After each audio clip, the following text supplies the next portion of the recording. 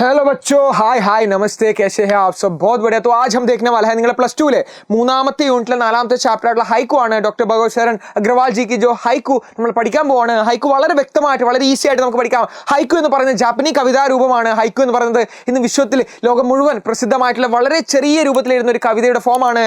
ആദ്യത്തിൽ ആ കവിതയിലേക്ക് നമുക്ക് പോകുമ്പോൾ തന്നെ നമുക്ക് കാണാൻ സാധിക്കുന്നത് 5, 7, 5 എന്ന അക്ഷരക്രമത്തിലാണ് ഹൈക്കു ഉണ്ടാവുക. ഒന്നാമത്തെ വരി നോക്കുവാണെങ്കിൽ 5 അക്ഷരവും, രണ്ടാമത്തെ വരി നോക്കുവാണെങ്കിൽ 7 അക്ഷരങ്ങളും, മൂന്നാമത്തെ വരി നോക്കുവാണെങ്കിൽ 5 അക്ഷരങ്ങളുമുള്ള ഹൈക്കുവിന്റെ രൂപമാണ് നമ്മൾ ഇവിടെ കാണുന്നത്. സോ ഹൈക്കുവിനെ കുറിച്ച് ഈ ഒരു പാഠഭാഗത്തെ കുറിച്ച് വളരെ വ്യക്തമായിട്ട് നമുക്ക് മനസ്സിലാക്കാം. क्या है इस पाठ के अंदर? എന്താണ് ഈ പാഠഭാഗത്ത്? ये पाठ ഹൈക്കു नामक जापानी कविता विधा का एक परिचय देता है. ഈ ഹൈക്കു എന്ന് പറയുന്നത് എന്താണ്? ഈ ഒരു ജാപ്പനീസ് കവിതാ രൂപത്തിന്റെ ഒരു പരിചയമാണ് ഈ ഹൈക്കുവിലൂടെ നമ്മൾ പഠിക്കാൻ പോകുന്നത്. क्या है जो 3 पंक्तियों में, 3 पंक्तियों का मतलब होता है 3 വരികളിലായിട്ട് 5, 7, 5, 5, 7, 5 अक्षर के क्रम में है. ഓക്കെ, ലിഖാ ജാത്ത ഹെ എന്ന് പറയുന്നതാണ് 5, 7, 5 എന്ന രീതിയിൽ 3 വരികളിലായിട്ട്. ഒന്നാമത്തെ വരി നോക്കുവാണെങ്കിൽ 5 അക്ഷരം, രണ്ടാമത്തെ വരി നോക്കുവാണെങ്കിൽ 7 അക്ഷരം, മൂന്നാമത്തെ വരി നോക്കുവാണെങ്കിൽ 5 അക്ഷരം. ഇതൊക്കെ നിങ്ങൾക്ക് എന്ത് എഴുതാം? എക്സാമിനൊക്കെ ചോദിക്കുന്ന സമയത്ത് എഴുതിയിട്ട് ഹൈക്കു എന്താണെന്ന് പറഞ്ഞിട്ട് ഹൈക്കുവിനെ എക്സ്പ്ലെയിൻ ചെയ്ത് എഴുതി കഴിഞ്ഞാൽ നിങ്ങൾക്ക് അവിടെ നല്ല രീതിയിൽ മാർക്ക് സ്കോർ ചെയ്യാൻ സാധിക്കുന്നതാണ്. റെഡി വെച്ചോ? ഡോക്ടർ ഭഗവത് ശരൺ അഗ്രവാൾ ദ്വാര രചിത് ഹൈക്കു ഷാമിൽ ഹെ. നമ്മുടെ പാഠഭാഗത്ത് ഡോക്ടർ ഭഗവത് ശരൺ അഗ്രവാളിന്റെ 6 ഹൈക്കുകളാണ് നമുക്ക് ഈ ഒരു പാഠഭാഗത്ത് പഠിക്കാനുള്ളത് എന്നാണ് ഇവിടെ കാണാൻ സാധിക്കുന്നത്. ജോ ജീവൻ കെ വിഭിന്ന ക്ഷണവും और भावों को गहराई से दर्शाती है. ജീവിതത്തിലെ ഒരുപാട് ആഴത്തിലുള്ള വികാരങ്ങളൊക്കെയാണ് ഈ ഹൈക്കുലൂടെ പ്രതിഫലിപ്പിക്കുന്നത് എന്നാണ് നമുക്കിവിടെ മനസ്സിലാക്കാൻ സാധിക്കുന്നത്. സോ ഹൈക്കുലേക്ക് നമുക്ക് കടക്കാം. ഒന്നാമത്തെ ഹൈക്കു എന്ന് പറയുന്നത് ഏതിനെ കുറിച്ചാണ് പറയുന്നത്? മാക്കി മാമത, അമ്മയുടെ സ്നേഹത്തെ കുറിച്ച് പറയുന്നതാണ് ഒന്നാമത്തെ ഹൈക്കു എന്ന് പറയുന്നത്. റെഡി വെച്ചോ? ഘോസ്ലെ സെ ഘിരെ ബच्चे पर मंडराती मां की चीख को दर्शाता है എന്ന് പറയുന്ന ഒന്നാമത്തെ മാതൃസ്നേഹമാണ് ഒന്നാമത്തെ ഹൈക്കുൽ വരുന്നത്. സ്വന്തം കൂട്ടിൽ നിന്ന് വന്ന കുട്ടിയോട്, ആ ഒരു കുട്ടിയിലേക്കുള്ള അമ്മയുടെ ഒരു സ്നേഹം, വട്ടമിട്ട് ആകാശം മൊത്തം ഒച്ച വെച്ച് പറക്കുന്ന അമ്മ എന്താണ് സ്വന്തം കുട്ടിയെ ഇങ്ങനെ അന്വേഷിച്ച് പേടിച്ച് നിൽക്കുന്ന ആ ഒരു മാതൃസ്നേഹമാണ് ഒന്നാമത്തെ ഹൈക്കുൽ പറയുന്നത്. അതൊരു പക്ഷിയുടെ രൂപത്തിൽ ആ കവിയുടെ പറഞ്ഞു വെച്ചിട്ടുണ്ട്. രണ്ടാമത്തിൽ പറയുന്നത് വിരഹത്തെ കുറിച്ചാണ് രണ്ടാമത്തെ ഹൈക്കുൽ പറയുന്നത്. ബാധോം എന്ന് പറയുന്ന മോശമാണ്. ക്ലൈമറ്റ്, മൺസൂൺ ഒക്കെ കാലാവസ്ഥയായിട്ട് പോലും എന്താണ് ഹരേ ഭരേ മഹിനോ മേ ബി ഏക് ബിഛടി ഹുയി സ്ത്രീ കാ ആങ്കൻ സൂക്ക എന്നാണ് പറയുന്നത്.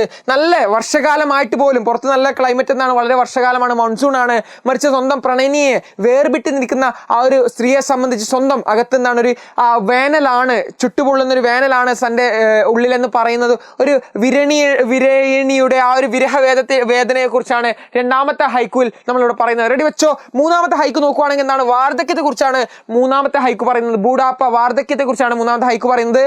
ബുढ़ापे को एक बिन बुलाई मेहमान के रूप में प्रस्तुत करता है जिसे स्वीकार करना ही पड़ता है.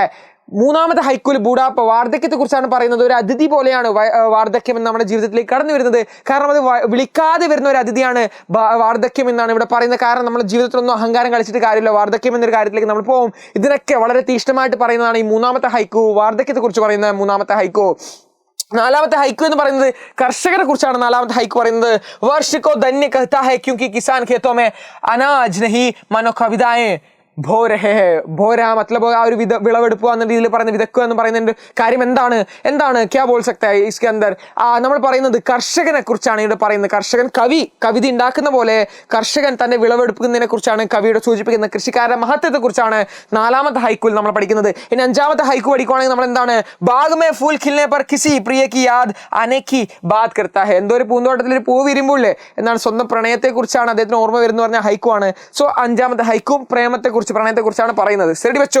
ആറാമത്തെ ഹൈക്കു എന്ന് പറയുന്നത് കുറച്ചും കൂടെ എംപത്തറ്റിക്കലി ആയിട്ട് കാര്യങ്ങൾ എടുക്കുന്നതിനെ കുറിച്ചാണ്. സംവേദനശീലം എന്ന് പറയുന്നത് കുറച്ചുകൂടെ എംപത്തറ്റിക്കലായിട്ട് കാര്യങ്ങളെ മനസ്സിലാക്കുകയും മറ്റൊരാളുടെ വിഷമത്തെ മനസ്സിലാക്കി സ്വന്തം വിഷമമാണെന്ന് മനസ്സിലാക്കി അതിനെതിരെ പ്രവർത്തിക്കുകയൊക്കെ ചെയ്യുന്ന ഒരു കാര്യമാണ് ആറാമത്തെ ഹൈക്കുൽ വരുന്നത്. ജിനെ ദർദ് കാ എഹ്സാസ് നഹീ ഹോത്താ ഉൻകെ ലിയേ ക്യാ ഹൈ ദൂസരോं के आंसू केवल ओस की बूंदे के समान मूल्यहीन होता है. വെറും മഞ്ഞുതുള്ളി പോലെ, വെള്ളത്തുള്ളി പോലെയാണ്. മഞ്ഞുതുള്ളി എന്ന് പറഞ്ഞാൽ വെള്ളത്തുള്ളി പോലെയാണ് മറ്റൊരാളുടെ കണ്ണുനീരിനെ കാണുന്നുണ്ടെങ്കിൽ. കാരണം മറ്റൊരാളുടെ വിഷമത്തെ മനസ്സിലാക്കുന്നതിനെ കുറിച്ചാണ് ഇവിടെ പറയുന്നത്. അങ്ങനെ മനസ്സിലാക്കാത്തവർക്ക് എന്താണ്?